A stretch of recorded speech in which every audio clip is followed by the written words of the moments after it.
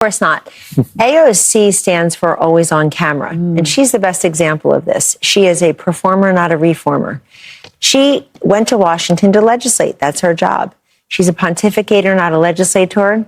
She passed one bill in 4 years of Biden. One. So if you're not good at that, you're going to be good at other stuff, like living online, being a communicator, playing with your hair and giggling every time somebody suggests you should be commander-in-chief of our military. Really, with the whole world watching, that would be embarrassing and a disaster. But Francesca Hong doesn't even have AOC's endorsement. She's even too radical for AOC, who's trying to disavow positions. The positions that these folks took, Sandra, were not when they were running for student council president in the 7th or 8th grade. This was practically yesterday. And for Francesca Hong to say, I was a business owner, meaning she's saying abolish ICE, get them out of Wisconsin now. It has nothing to do with paying bills during COVID. You're a liar. AOC is saying, you know, quote, rhetoric in that time is not rhetoric we would use today. In that time was 5 years ago. So are we also to believe that if it's raining, you change your positions? If it's October, April, if it's that time of the month, you're going to change your position? This is disgraceful. And I think AOC and Francesca Hong, but particularly AOC, proved herself yesterday to be untrustworthy and unreliable to the voters. I also want to say, she started out, I think the best thing about her was that she was a bartender who knocked off Joe Crowley, a nice man, but a longtime incumbent who didn't take her challenge seriously. I think that's the best thing about her. She's not good at this anymore. You can't be the new thing, the fresh face, the disruptor 10 years in, and that will be 2028. She will have been there for 10 years. She supported Joe Biden. She supported Kamala Harris. She voted for Nancy Pelosi and Hakeem Jeffries for Speaker. She is one of 10 Democrats to vote against a resolution, very simply condemning what happened on October 7th, 2023, 11 short days later. So she's all over the place. And by the way, she doesn't want you to remember, but 2024 was a disastrous year for her politically. Not only she and the Obamas and the Clintons got wrong the Kamala thing, who lost disastrously, spent $2 billion and lost anyway.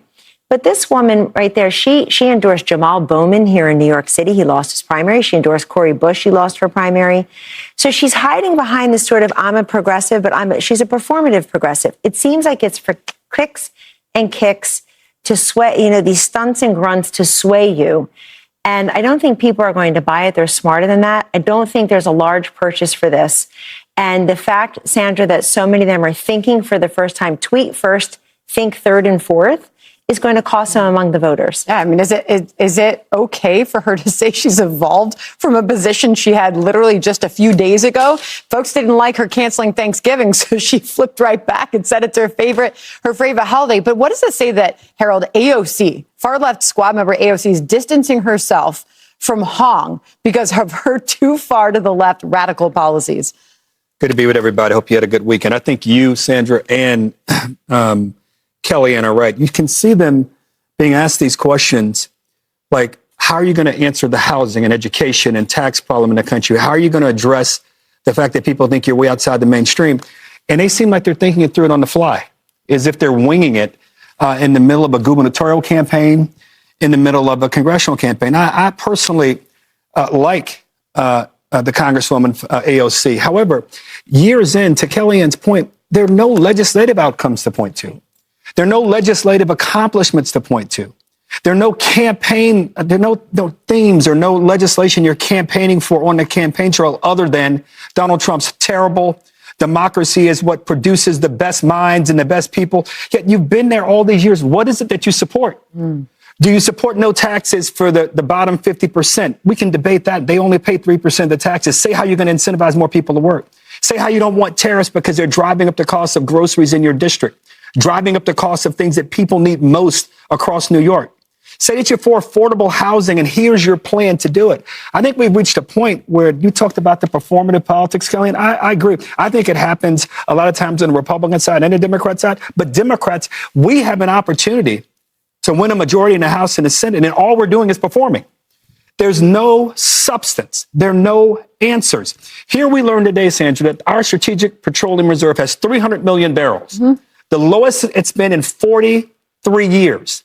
I don't hear any of them talking about that. I don't hear any of them talking about answers or ways we're going to address that going forward. I don't hear any of them talking about their ideas for what we need to do to build our allies back up and those relationships back up to ensure that we win this war in Iran. Instead, they're talking about canceling Thanksgiving.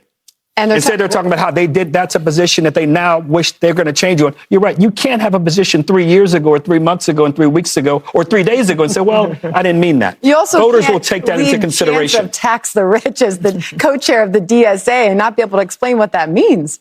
Listen, the party against fossil fuels is not going to shed a tear when fossil fuels are more expensive. Actually, they were strategizing for that long before Trump ever decided to take the fight to Iran. So you're not going to see good ideas that's not going to become one of their campaign talking points on how they're going to get the price of gas down. They would be happy with it being $6 a gallon if that meant they could subsidize solar and wind and other things that aren't the answer. And so that's the reason why you're not seeing anything come from the left on that. As far as the Democrat Socialists specifically and Hong specifically, I mean, this is a woman who said she doesn't like Thanksgiving because it's a really painful experience for a lot of Americans. You know, that holiday that started 300 years ago that was all about coming together, that's a painful experience for people that are alive in 2026. That makes sense to her. I mean, the only painful experience at Thanksgiving is either because you're a Cowboys fan and you know that's your Super Bowl, or you've got indigestion and you're having to talk to the uncle you don't like. I mean, otherwise, it is the holiday most people prefer over the others because it's not overly commercialized and materialistic. And so if you're willing to attack that as something you're willing to say out loud, that shows where you are when it comes to loving this country and understanding its culture. Because there is a culture in America. Even though there's a monolith or a collection and amalgam of these other cultures, you have to have at some point a love and appreciation and acceptance of what is American culture. Celebrating holidays like Thanksgiving is a part of that. And so what is the basis of this DSA movement, really this communist movement? It's to challenge status quo, but the status quo of everything that is American. And that's the problem. They start attacking the government that's written in the Constitution. They start attacking the capitalist economy that we started this country with. You don't get America without the Boston Tea Party, and that's because they didn't like the taxes. So it's from the very beginning they're attacking all of it. Yeah, Greg, I should point out that interview with the DSA co-chair where she got tripped up and hadn't thought through how they were going to tax the hell out of the billionaires, which has now become millionaires, right? That was the New Yorker. Yeah. These aren't gotcha interviews where this is happening. And by the way, should the strategy on the part of Republicans be just get them on the record? Just hear exactly where they stand and ask them, to Harold's point, what the plan is if they have one? Well, first, AOC. So let's say you're a young person living in a house with a bunch of roommates, and one of your roommates comes home and invites a vagrant. You know, he's crazy looking, his eyes are all over the place, smells like crap. But your roommate saying, oh, he could just stay the night, and she's kind of cute. And every time you say, I don't think this is a good idea, she questions your compassion. What? Don't you care about the people less privileged than you are? He's only going to stay the night. Look at him. He needs a rest. And so the vagrant, against your warnings, gets to spend the night. The next day, everything's stolen and your building burns down. And then your hot roommate goes, wow, that was crazy. What happened? That's AOC and every Democrat who enabled wokeism, which is an attack on Western civilization. You know, she didn't say that it was crazy when it was happening because it was hot. It was exciting. And she couldn't risk a loss of status in progressive circles. So she embraced what was an inherently a destructive attack on everything from biology to the economy. It would be helpful if she could explain why it's crazy. But then she'd have to defend a system that she had condemned. The whole point was tearing the system down, economic, law and order, the border. So if she says it's crazy, then you have to ask her why to find out if she believes there's something of value in the system that she had condemned as irreparably oppressive. So I don't think she's saying these radicals were wrong. She's saying they went too fast. To a leftist, they're still going to run you over, but they prefer to do it under the speed limit so no one notices. But they're going to run you over no matter what. Yeah. Now to Hong. When I listen to Hong and I see her old tweets, they're completely congruent. If you were to do a game show where you were to match a person to their tweets, it would be instant the moment she opened her mouth. Oh, she wrote those tweets. She doesn't appear to have had any dramatic change in her personality, psychology, her thinking from those days that she wrote those tweets. They're one and the same. It wouldn't matter if she were running a culinary ladies collective for women and non-binary people in the food industry. But she's going to govern Wisconsin. So we're talking about the person who wrote those tweets and is still that person who is governing public safety, prisons, emergency management, commerce, transportation.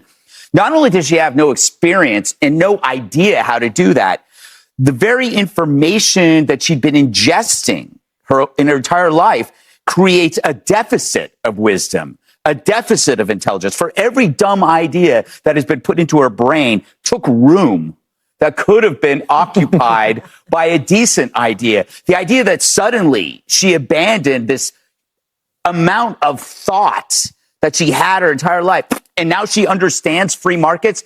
No.